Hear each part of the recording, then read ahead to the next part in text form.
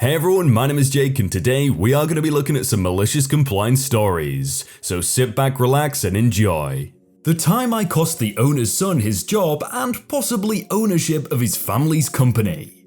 So I work in sales for a family-owned business, a large family-owned business but nonetheless owned by one family. I've been with this business for quite some time, many years in fact. Now, it's important to describe my pay plan. Obviously, I don't want to give too much info as I don't want the company identified.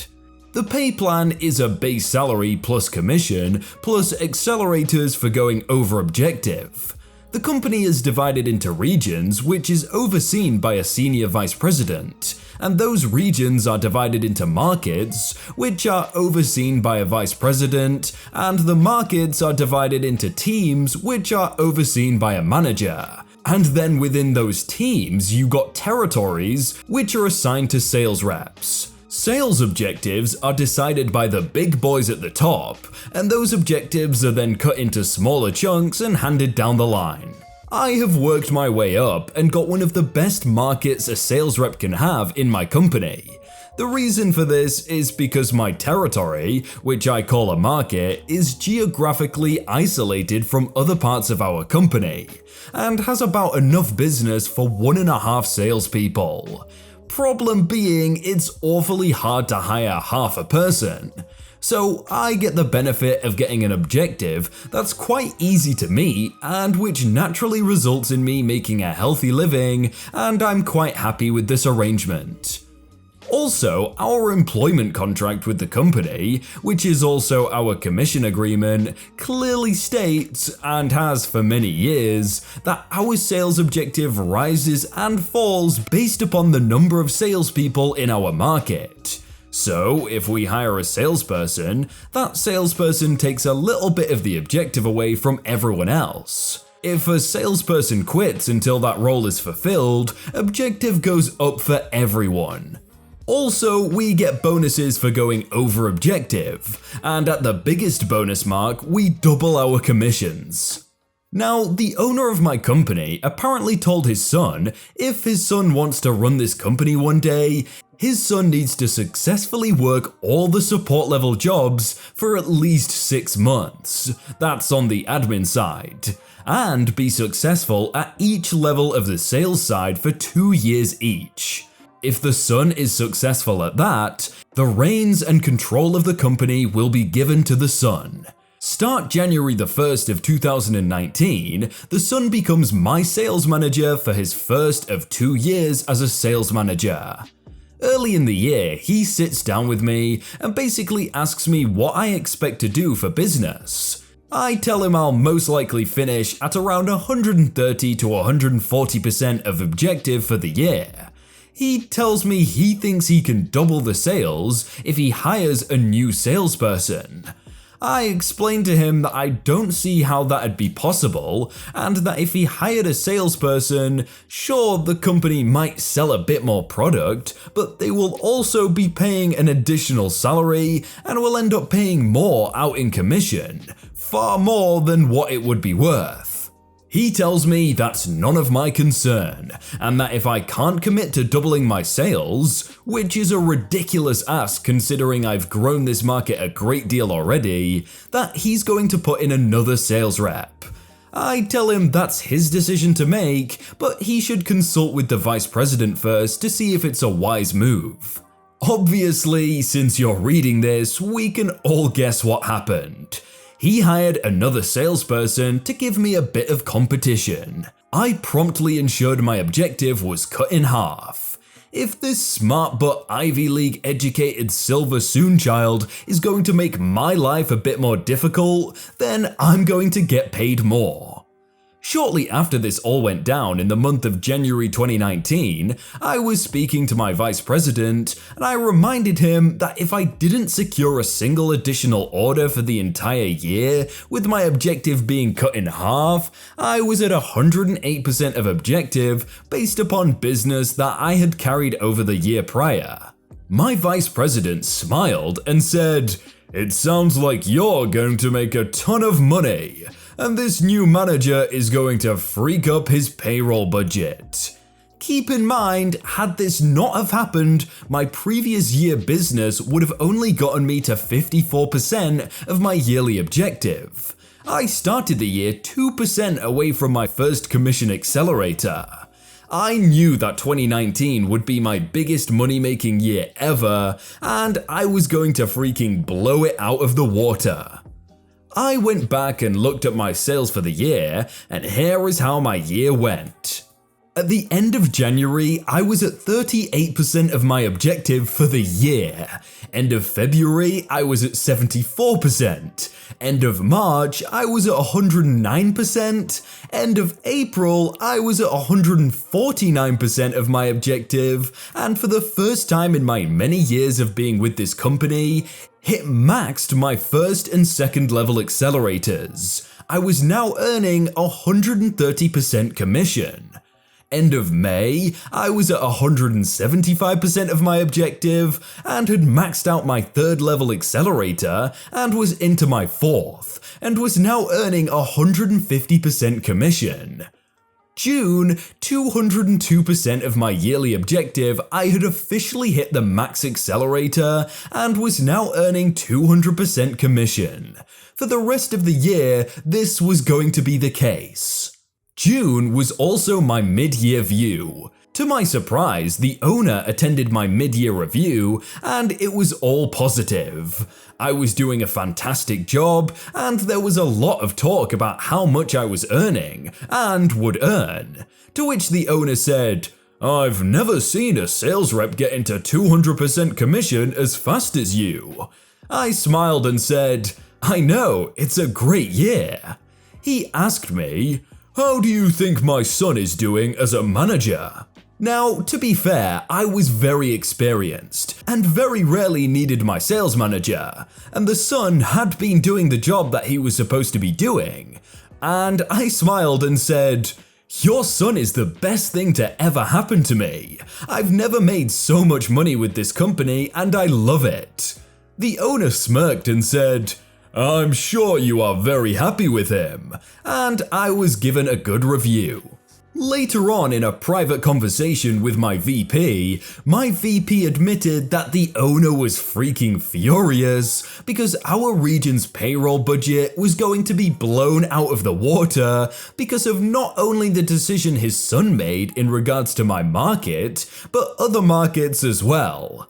And the sales overall hadn't increased as much as the cost of payroll had increased. And for the first time in our company history, there was a good chance our market would actually end up with a net loss of profit due to the increased cost of payroll. Apparently, the son had increased the size of all teams under his control, with the thought being, more salespeople, more sales, but didn't factor in the cost. Back to my sales. July, I hit 218%. I went on vacation, and I kinda regret this. Should've cancelled that vacation and sold more.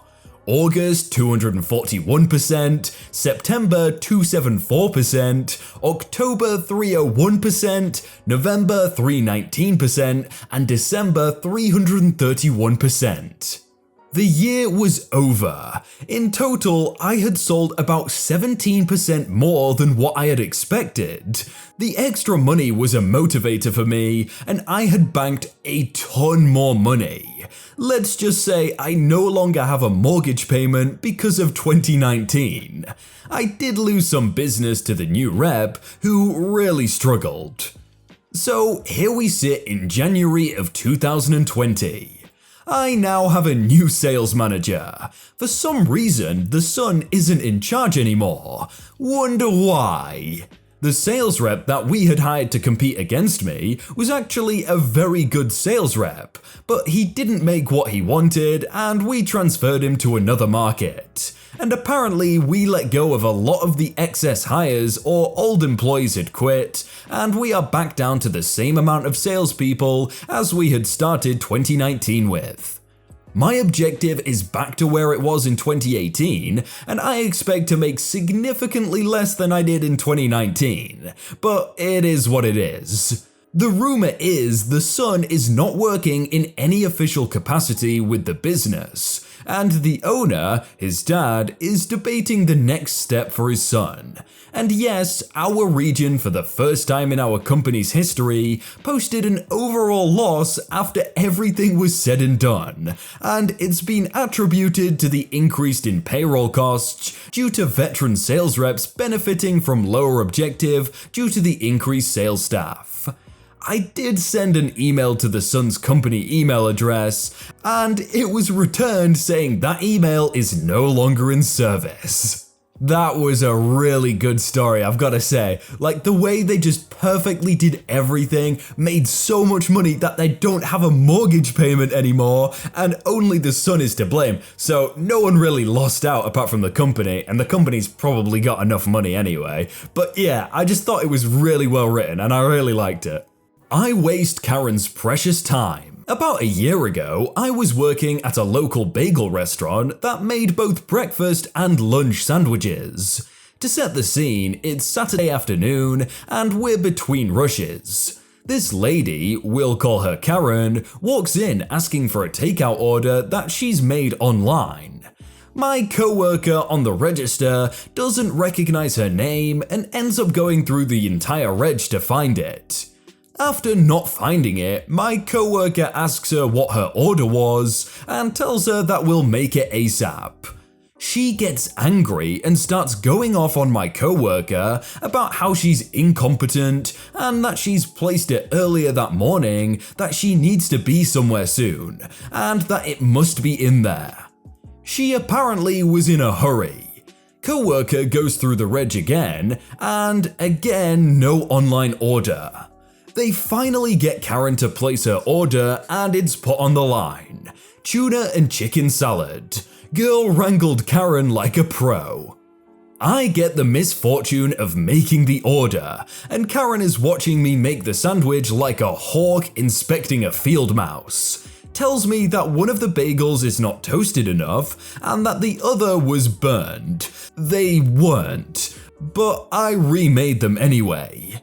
The next part is really where she reaches peak Karen. To preface, I was always trained to use one gloved hand to hold a bagel and an ungloved hand on the spreading knives. If I was handling meat or fish, it required 2 gloves, with exception to tuna and chicken spread because you use knives with those.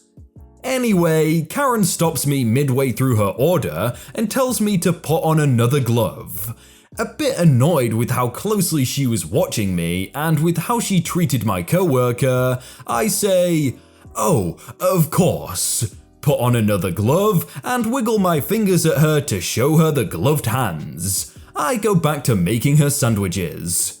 I finish the order and go to hand her her bag when she says, "Actually, I don't want those. Get me your manager." At this point, I'm more than a bit angry. This Karen comes into the shop, is angry at us, the employees, because we didn't receive her order for some weird tech reason, tells me how to do my job, and lets me complete 2 sandwiches before making me get my manager. So I go in the back and tell my manager that there's a Karen waiting for her, not in those words, and go back out with her. I clean up nearby while my manager talks to her. Karen tells her that I was only using 1 glove and that I should be fired, to which she replies, "That's how I was trained and that's how the restaurant is run. We've never had a health code citation for anything ever, and if she wants to look through the report, she's more than welcome." To which the Karen backs down and says something about maybe wanting the sandwiches after all. Here's where the malicious compliance comes in. I knew that she was in a hurry to get somewhere, and her sandwiches are still on the counter. I pick them up, make dead eye contact with her, and throw them away. My manager, not noticing that I did this, turns to me and asks me about the sandwiches. I smile and say I threw them away because Karen said she didn't want them, and that they'll have to be remade. My other co-worker, one that's been doing the dishes, comes out completely oblivious to the situation. I give the order to him and warn him to use 2 gloves and tell him to take his time and make sure the order is perfect. It's not much, but I'm satisfied that I slowed her down. I bet that Karen placed her order with like a completely different bagel shop and she walked into the wrong one and just demanded it. I bet it wasn't a tech issue. Hey everyone, I hope you're all having a really good day and that you enjoyed that video. If you want to see more videos like it, then click on screen right now. And if you never want to miss out on a video, then hit subscribe, but I will see you all very soon.